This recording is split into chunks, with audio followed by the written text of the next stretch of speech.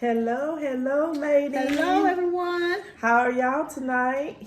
It's Monday. Yes, it is, and we're back again. Ladies, we're going to be talking about, I guess since tonight, this month is really Black History Month. Yep. What we're going to be doing is kind of talking about HBCUs and, our ancestors and forefathers and what they brought to, to the table for us and why we're able to sit right now and have a voice. Right. And so that makes a difference what they did. They paved the way for us. Absolutely. And so with that being said, we're able to have self-care, unplug, Yes. reset, and, just have a voice and freedom of speech. So Yes. I'm just thankful for that. So Roz. Absolutely. Again, guys, this is us, Self-Care on Mondays with Angela and Roz. And again, like Angela was saying, we're talking about kind of commemorating Black History Month. It's almost over. This Friday will be the 28th. But we do know that Black history don't end.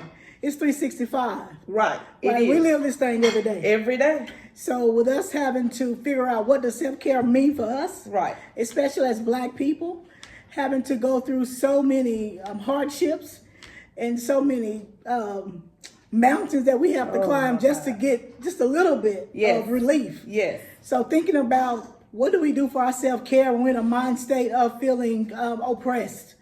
What do you need to do to help yourself get out of that mindset of feeling like, the world is on our back. Right. So like Angie said, we went to Texas College, HBCU. We rep our HBCU. Yes. Being in that environment with people that look like us. Oh my God, it was wonderful. Yes, teachers that look like us. Yes, it was an awesome experience. It was an awesome experience. So if anybody out there, if you're thinking about going back to school, I don't care how old you are. Right. I encourage you to try HBCU. It's awesome. You don't have to pretend about who you are, where you come from. It's really like being at home in an environment where people actually care about you. Right. So our experience, especially with mine, just speaking personally, I graduated in 90. So we're the class of 04. So they'll tell you how long it took for me to get my bachelor's. Right. Me but we didn't stop, right? Kept going. We kept going. Raising kids, being my parents, all that working. But I encourage you to keep going because having an education in these times, help you one step closer. Unfortunately, when you're in a job environment, and they're looking at our skin color. Right. We got to bring something else to the table. Right. But just like you said earlier, Roz, about, with kids, raising kids, having family, doing all that, our ancestors, they had a lot. Oh, yeah. And they did a lot. Yes. They worked and picked cotton and they worked in the fields. They had a family. They had big families, 10, 15 kids, Yes. And they were still able to, nourish us and stuff. And so each generation should get better. Yes. So they paved the way for us to be here today. And so we're paving the way for the next generation to come. So we want y'all to be better. Yes. And so you have to take our time for self-care and unplug and reset your mind. Yes. So you can be on the right pathway with the right mindset to do these things. I wonder what did they do for self-care back then? Oh my God. When you think about it, you have to get up in the morning before the sun come up. Out there working in fields with picking cotton, and I've seen a cotton field, and they got little sticky things on them. Yes. So I wonder, what did our ancestors do for self-care? Right. I would love to talk to some elderly people back then. Right. We hear about the old spirituals that they sung, to keep their minds. And they did. And I believe that was their self-care. That's probably their self-care. In church. In church. And they went and they sat in that church and they prayed and they tarried to something, it broke, whatever. They broke generational curses. They prayed for us. And look what happened. We're here today telling y'all about it. Absolutely. So it's just awesome. That is awesome. Even if you go way back to back in the 1800s, I know HBCU, I think it was 1860. Y'all gonna have to fact check me, but it was back in the 1800s when HBCU first started in Pennsylvania. I think it was Lincoln University and Cheney University was the first two HBCUs. And after that, they just started developing all through the country. But the thing is, guys, I think it was in the 1960s something when they recognized them as an accredited college. Yep. Just think about all those years you're going to school learning, and you think about the Black doctors, the Black chemists, when you think about Black people as a contribution to this world, right? The stoplight. All of that. The peanut butter. Yes. The pencils. Yes. Yes. So when you think about, when they say, what if there was no Black people? Oh my God.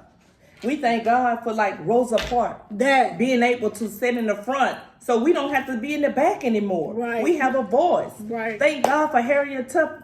Yes. I mean, you know, freedom is like, I'm just thankful for our Black History Month. Yes. And we get to recognize these people in the HBCUs Right. and all of that. So I'm just thankful tonight, Yes. Roz, and we was able to, you know, we're cousins. Yep, we We're graduated friends. same 2004 Texas Yes, College Texas graduates. College. Oh God, yes. So thank God for that experience Yes. and being able to, you know, like you said, sit in classrooms with people that look like us, Right. people that talk like us, you know what I'm Yes. saying, with same background, you know, a lot of single parents or Yeah. whatever, you know, struggling. The struggles. But you know, it was just awesome, an awesome experience, like you said. That Yes. even if you don't go back to school, go visit HBCU. Oh, yeah. It's awesome. Yes. Everything about it is awesome, The guys. culture, the dance. Yes, everything. Everything is good. You know, I'm just saying, you know, Black people, we got that rhythm.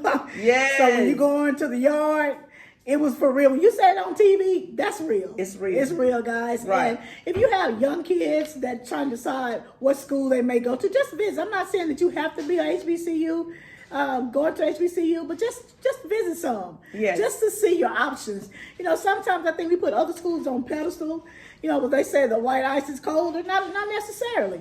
You know, sometimes you can find your way at HBCU to make a difference in the world. Right. Because it's definitely going to raise you up in the mindset of being community. Right. You know, Community. it makes you be more about your community. And when I say community, I mean not just in your little community. I'm talking about the America as a whole, getting involved with things that's going on in our life, you know? Yes, And yes. so, like, for instance, this month with being Black History, I encourage you guys to support a Black business. Right. You know, this is not any racial for anybody else. This is Black History, and we just talking about Black History. Black history. So even with the white, whoever listening, Hispanic, it doesn't matter. We encourage you to come by, you know, support a Black business and see what it's all about. I think a lot of times racism and indifference come because we don't know. Right. And we don't understand. And you have to educate You yourself. have to educate yourself. Right. So, guys, you know, whatever your self-care is for this month of February, like I said, it's almost gone. It's Black History. We've been celebrating all month long. Yes, we have. Continue for self-care.